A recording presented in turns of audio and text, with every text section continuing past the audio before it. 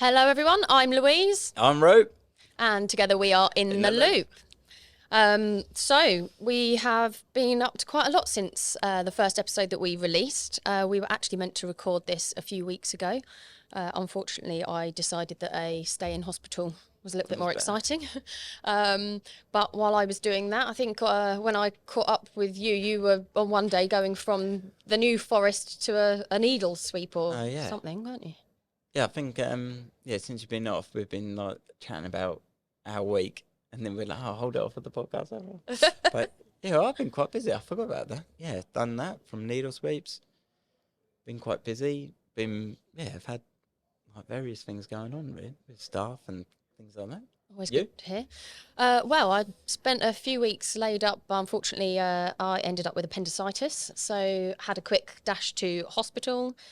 Had my appendix out. But I tell you what, one thing that actually I got from it was, I had a good couple of weeks that I couldn't do anything. I couldn't drive, which I didn't realise how much it takes that away from you, like not being able to go places and do stuff. You're independent. Yeah, you're really independent anyway. Yeah, absolutely. I'm so used to doing everything for myself. So that was a very strange one. But on the business side of things, it actually made me realise that over the last year and a half, one thing that I've been really concentrating on is trying to make sure that actually, I know a lot of people say this, but the business can run without me. And it was great because the girls were absolutely fantastic. They were brilliant. I caught up with them, but for the first sort of at least week and a half, it was definitely something that I didn't need to get involved in, and actually I didn't feel I needed to. So the auto response went on my email, and I was able to leave them to it, which was good. Yeah, so that's a good thing really, because I know like from over the years, people have said like, get your processes in place. If your processes are good and your people are good, then things will run. So that was really good that you've been off and by emergency. So you haven't even been able to plan like a holiday. It's just I'm off. Yeah, definitely. I think so then it works. Poor Nivy got a message from Luke. It must have been about 11 o'clock at night on the Sunday night, just to say, don't come to the office tomorrow. Louise won't be there. And to be honest, that was pretty much the only advanced warning that was given. So I don't even know whether she got that message that night or whether she woke up to it in the morning. But yeah, it was really good, and actually something that made me realise that a really good guest to get on this podcast would be someone that I don't know about you, but I've got like key person insurance. Oh yeah. Unfortunately, they don't pay out for appendicitis, even though I'm sure it laid me up for longer than some of the stuff they do pay out for. But there is this insurance, so that actually if something does happen, and I think it's more to do with like either like the critical illness or, if you break a leg or something, they'll do a payout so that you can use that towards paying another member of staff or someone else to be able to run things for you. So I don't know if, do you have anything like that in place? I don't. I should do, really. Maybe you should. Yeah, I should, because sometimes I think about things and I think, well, even just going on a skateboard, you think, I can't even do that because if I break my leg, I won't be back in. I won't be able to drive here. Yeah. I'll be honest. That's amazing how many things you don't think about, but yeah, definitely. And to be honest, until I started doing some networking and spoke to people about it, and actually I've got someone in mind that would be great to get on the podcast to talk properly about it. But until he started sort of coming up with different scenarios and examples as to other people that have really benefited from it, I didn't realise that it was something that actually really could help. Yeah, because you never think it will happen to you. No, absolutely not. The other thing that I thought was quite good was we've got private healthcare insurance with WPA Healthcare, and you get your different benefits on the different optician and dentist and stuff like that. But I was in hospital for 3 nights and ended up getting a NHS cash benefit, it's called, but got a payout of £600, so £200 a night for staying in hospital. I didn't think was too bad. I'll probably rather not go through it again. But and how did you get on? Did you take your laptop to the hospital? Much to some people's disgust, I did get Luke to bring that as one of my items when he bought me a overnight bag. But to be fair, I turned it on, I had a quick skim through the emails, I put an auto response on, and I used it mainly to catch up on Home and Away. Home and Away? Yeah, I do rather enjoy Home and Away. No. It's my guilty pleasure. Don't hold it I against me. thought they stopped even doing that. No, that was Neighbours. I didn't watch that one though, so you can't double whammy that one, I'm afraid. But yeah, home and away is my little guilty pleasure. Oh, there we go. I learned something new every I day. think I just wish I lived there all the time. So, yeah, but there we go. But I found a couple of questions which I came across just on social media one day. Right. So I thought I'd ask you a couple of these questions. So, if you're having a bad day, what do you do to make yourself feel better? WhatsApp Louise. Anything else? I don't know. Just thinking of like, I have to take myself out of this situation. I'm a big overthinker. That's one of my biggest problems. So something happens, and I think like the very worst. Everything's gonna crash, and it doesn't. Fall apart around Yeah, you. it doesn't fall apart. But yeah, I overthink. I speak to friends, find out, and I don't know if sometimes it like winds me up a bit more. So I've kind of got to go outside, get away, and then yeah, get out of the situation. But I don't know. I do a lot of like boxing, kickboxing.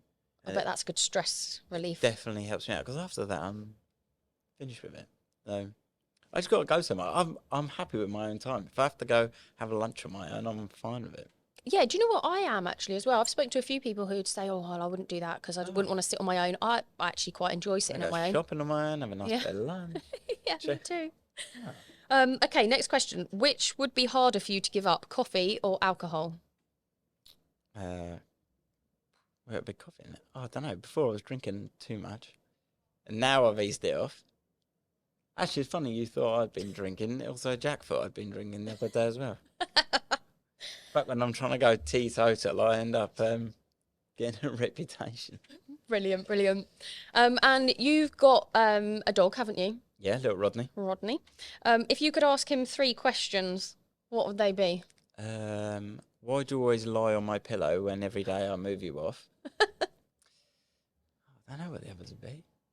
I don't know what I'd ask mine, actually. I've got 2 dogs, 2 Cavaliers. One of them's just turned 1, but he's got in the habit at the moment of chewing our skirting board corners, which is highly irritating. Oh, I have selective hearing, and his selective hearing is worse than mine. It's getting you back for that, isn't he? So on the business front, then, we've got a guest in on the next episode talking about starting a business. I know we touched on the previous episode, didn't we, about when we started our businesses. So what do you reckon? What's your biggest high been of running a business? I think the high is sometimes, well, a bit like what you were saying earlier on, you can just go away. And I think I had like a bit of clarity of things, of ways to move the business forward. And I'm much more in favour now of trying to push regular work where it's on a schedule, and then you can free yourself up. So like today, here we are. And probably a year ago, I might not have even done this. So I think like working on myself, it's probably been, it's not high, but it's, I guess. Yeah, no, It's a high that you hit, Yeah, I know what you mean. I think one of the things that I always struggled with most was delegation. Because to me, it was always easier to just do something yourself because it would be a lot quicker rather than spend the time and teaching I think someone. I'm better than everyone else at doing it as well, which is a bit my problem. Which I think, well, there we are. I made some questions for you, which kind of slipped into that. Similar thing. Oh, well, that was it. If you were to tell your younger self something when starting, what would you have? Oh, that's a difficult one. See, I think that if my younger self could see now, I think I'd be doing something completely different anyway. I think I'd be a surgeon. Surgeon? Yeah. What, because you went to hospital for a while? No, I've said for quite a while that if I think that when you're at school and you have to pick your GCSEs and you say, oh, what do you want to be when you're older?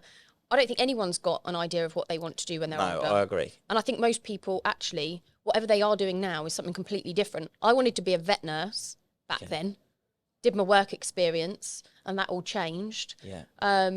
And I kind of fell into doing this accidentally. And don't get me wrong, I love it. I wouldn't change where I am, but I think that if I could see my older self and my interests, I think I would have trained to be a surgeon, yeah. Actually, funny you'd like say about retraining. The other day I was chatting to a plumber.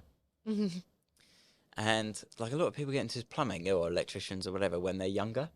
And I know other people that want to be electricians or plumbers, but they're 30s or near 30s or over 30s, and then don't want to retrain because they don't want to go for that apprentice wage anymore.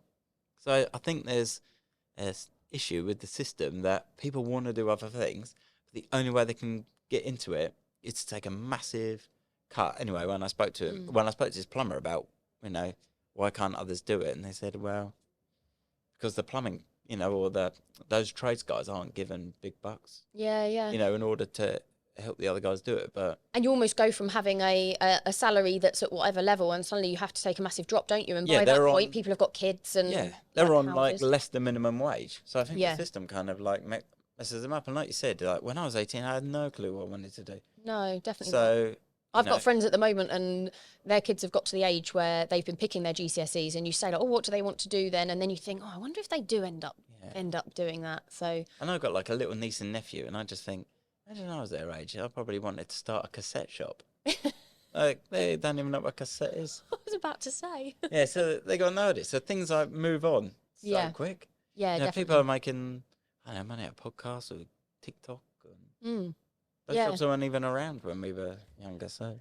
And I think that's something, talking about the podcast. So I know when we first spoke about doing a podcast, one of the things that we wanted to make sure was that actually we included some content that people would find helpful, maybe interesting, but talking about different aspects. So I know, obviously we've got a guest next time talking about sort of starting a business, and there's so many different aspects, but it'll be her take on how she has started her business, why, the highs, the lows, etc., etc.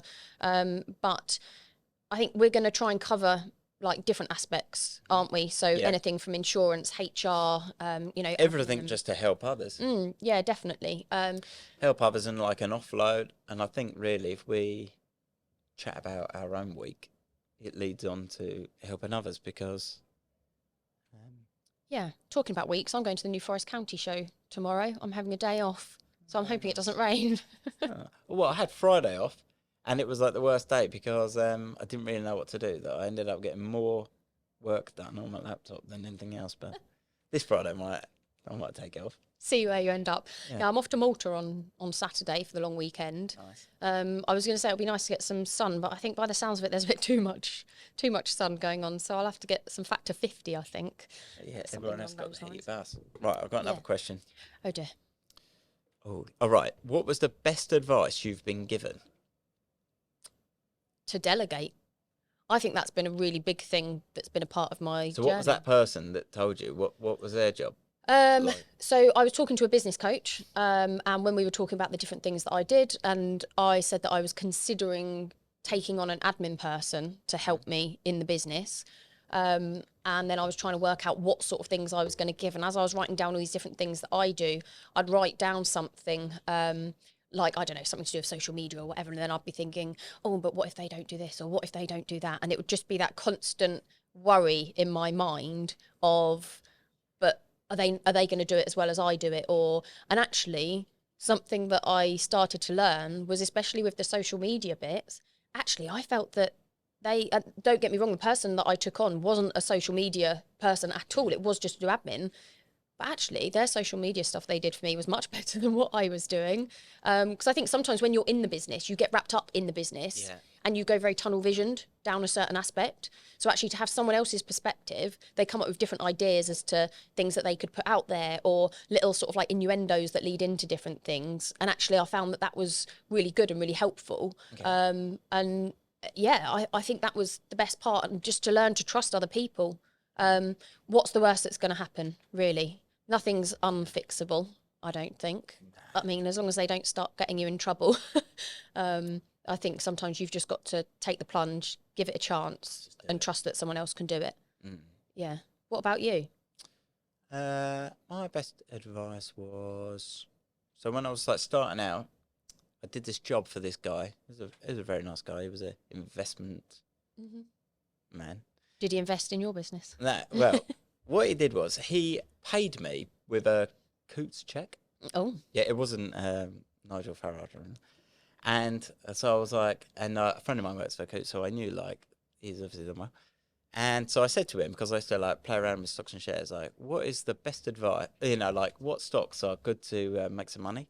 And he went, if if you want to invest in yourself, because if you don't do well, you're the only one that's going to put your stocks back up. And if you do really well, you'll get the reward. So I've always thought about this guy and reinvest in yourself. So whenever we make a bit of money, I always like put it away in savers. And when we want something else, reinvest like back in the business. And just keep growing it. Oh, I So like that. invest in yourself or invest in your business, and Nice. you've got your own stocks then. Yeah. And talking about investing in the business, I think something that I've come across businesses that I think fail in this side of things massively, but looking after your staff, like looking after your team. Yeah. Like I always refer to the girls that work for me as my team. I don't like a hierarchy. I don't like to look at me as the boss and then none of us are better than anyone else. And actually we do like a quarterly social, so we'll go and do something different and then have some lunch or dinner or something with it and try and do different things just as a bit of appreciation, because I've been in a job beforehand where that definitely was very lost. And actually when you look at their turnover of staff, it's scarily big. Yeah, I worked well. And that was when in the NHS, which I just think was like one big hierarchy, and that's what I really hated about working in a hospital, was this hierarchy system that you're always in. So I definitely didn't want that. I just wanted to run a business that was nothing like working like I used to. On a really random note, talking about hospitals, the number of people, I'm sure, and I know I'm not the only person that thinks this, the number of people that are in hospital, and I honestly think that if they had to pay for their treatment, or we had to pay for like insurance to pay for treatment, I think at least 75% of those people wouldn't be there. Honestly. See, I always think, right, people pay for their dogs to go to the vet because they love their dog, hamster, whatever. And if you gave £50 or £70 every time you go to A&E, would you pay it? But they'd say no. That's what I mean. Yeah, they'd pay for their pet. Yeah, well, yeah. Although there are charities out there that help with pet stuff as well. We're going completely off topic here, but My dog sneezes. I think. Make sure they're checked. Oh, brilliant. Well, I think because we just wanted to do for this episode just a quick sort of catch up as to what we've been doing. And how did you find the first podcast? Yeah, good actually. Yeah, thought it was quite good. So I'm excited to get some different guests on, so that we've got some different topics that can be covered, because I think it's so important when people are starting their own business, or even if people have just started a business, or and when I say just started, I always think within the first sort of 3 years, that's a really difficult time to know whether what you're doing is right, to know what directions to go in, and to know what help to get from other companies, because there's so many people out there that can support other businesses, be it business coaches, life coaches, bookkeepers, HR, admin. I think there's so many people that will start a business and think they need to do everything themselves because that's going to save them money. Whereas actually, if you just invest a bit in the first instance, let the professionals look after those aspects and then concentrate on the business. So you recommend getting a business coach? I think that a business coach can be... So I've had a business coach before. I haven't got one at the moment, but I definitely found it beneficial in the sense of different bits of advice. And what I did was like group coaching as opposed to one-on-one. I know you've done a bit of both, haven't you? But I did sort of group stuff. And actually what I found more beneficial about that is that each of us in that group, and there was between 3 and 5 of us, depending on what it was we were doing, but they're all business owners as well. So actually the stuff you take away from other business owners, for me, was so valuable, because most people, like me and you, have been through very similar things in business. Yeah. So to be able to come out with a question or an issue or a problem that you're trying to solve, and then have someone else that's either been through that or has got some advice, I found it really valuable being able to do those things. And, tips with social media and... just loads of different things. And actually that's definitely what pushed me down the delegation aspect and making sure your processes are all written out. Yeah, I think the process is massive. And that's like one thing we did from an early thing. All right, that was a mistake, but we tried to make our own app that, guys go out, take the photo, put the information, I remember. Whereas now we just sub it out, and it cost me a few £100 a month, but you've got like this massive £1 million software behind you, and then everything's like, you can see how everything's going on in the day. You know where people are, Yeah. like compliance, and yeah, that definitely helps. I think if you're still running from a notepad.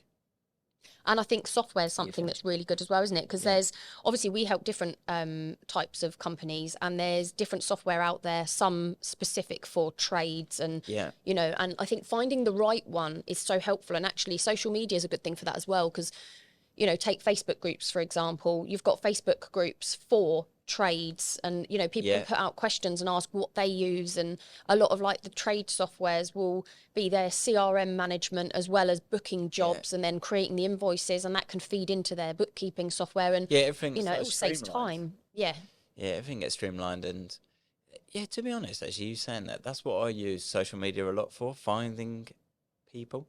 and answers.